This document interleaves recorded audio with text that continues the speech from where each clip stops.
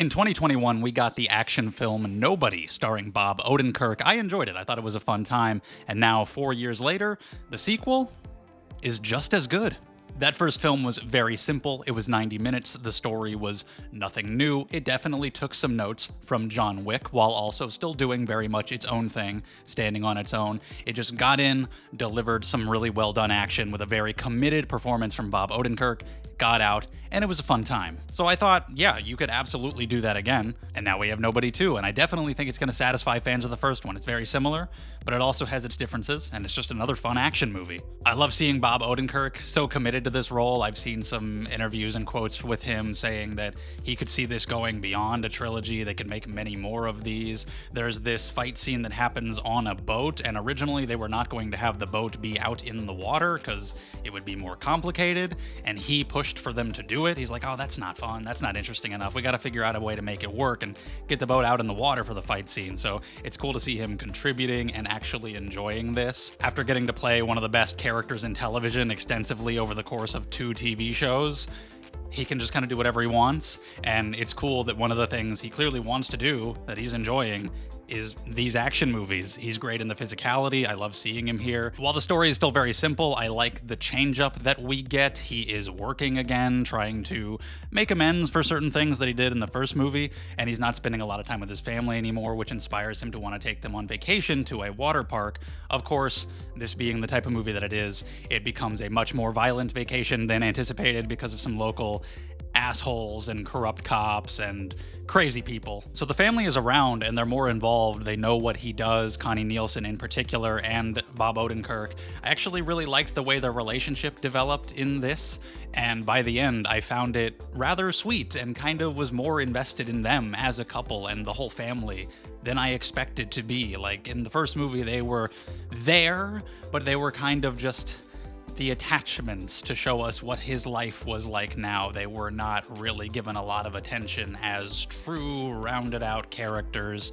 But here, it feels like they are, and it feels like if these movies continue, they need to continue being involved, because that kind of sets this apart from certain other action movies. You know, you got like the little daughter and the teenage son. They're not going to be shooting people in the head or anything. They're not going to be in the hardcore action scenes, but they can have their moments and they can feel like they have their place in the story. And they do. I like that the family was more of an element this time. And even though it's a similar story, it's nice just having a different setting. You've got the water park and like the carnival area and just a different town. This is directed by a different person. It's Timo Tjahjanto? Is that how you say his name? Tjahjanto?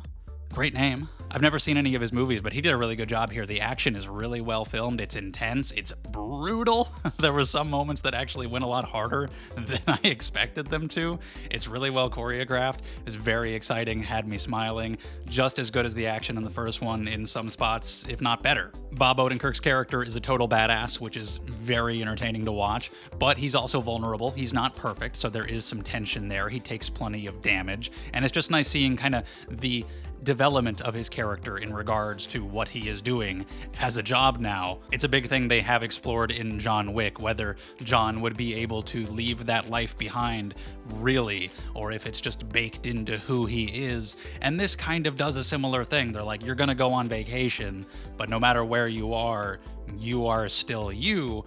But I like the way this tackles it differently just because the family is involved, and so it's taking a bit of a lighter route, exploring a theme like that, and showing how you could balance bone-crunching violence and a lot of murder with being a nice, happy family man.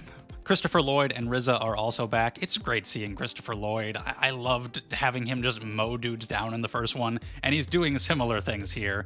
It's just really cool. And you got some side characters, one in particular who I thought initially was just going to be a douchebag, and ended up being a lot more well-rounded than I expected. That's not the case for everybody. Some of the side characters are very flat, and you have Sharon Stone as the big bad here, and I didn't think she was good at all. Her character is psychotic, and she's completely hamming it up, and I could see some people thinking that that works, because the character's introduced kind of late into the film, so you could say her over-the-top performance makes the role more memorable, and I can't even disagree with that.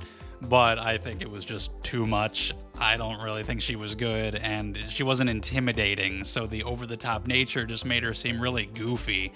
Couldn't take her seriously. I didn't go into this expecting an interesting villain. The first movie had that problem as well, but I think she's actually worse than the villain in the first movie. So that's not a necessity for these movies, but if they do make more, it would be cool. It would be a way to make another movie stand out by giving us a villain who is interesting or like physically intimidating, something, because the villains we've had so far in this series are just like random cackling evil people who want money, and this time the performance wasn't even good. I did really enjoy the soundtrack. I think I gotta give the edge to the first one though. That one had some great songs in it, great usage of those songs. This one was good too. I think I gotta give the slight edge to the first one. And overall, they're pretty close together. But this does have some repeated elements. It takes some things from the first one and does them again, kinda beat for beat, in some ways to subvert your expectations. You think it's gonna be one thing, but it ends up slightly different. But there are some things that are directly carried over. So I gotta give the edge to the first one a little bit just because it did those things first, but they're very close. Like if you enjoyed the first one, you're very likely gonna enjoy this one too. Better villain next time, maybe spice up the story a little bit. Don't let it play out exactly the same every time. I know we don't go to these for story, but the more you make, you're gonna wanna change things up a bit more. The only other negative I'll say is that some elements at this location, at this water park, that are set up, I would have liked to have seen used a little bit more in the action, in the climax. A lot of them get used, but I wanted more. It felt like some of the elements of this location were not capitalized on as much as they could have been. Felt like a little bit of a missed opportunity with the action, but we still got a lot, and what we got was really fun, really entertaining. So I was very satisfied. This is pretty much what I could have hoped it would be as a sequel to that first movie.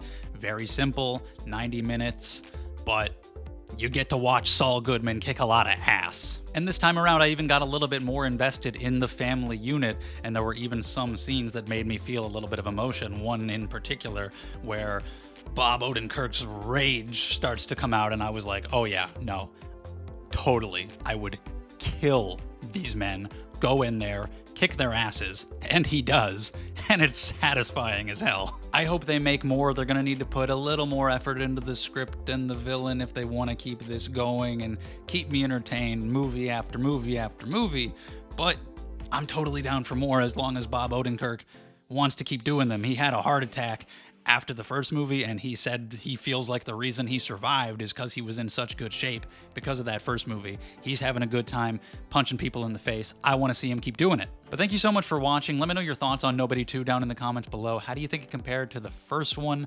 Whatever you agree or disagree with, let me know. We can talk about it down there. Thank you. Leave a like if you enjoyed. Subscribe if you want to see more from me, and I'll see you in the next one.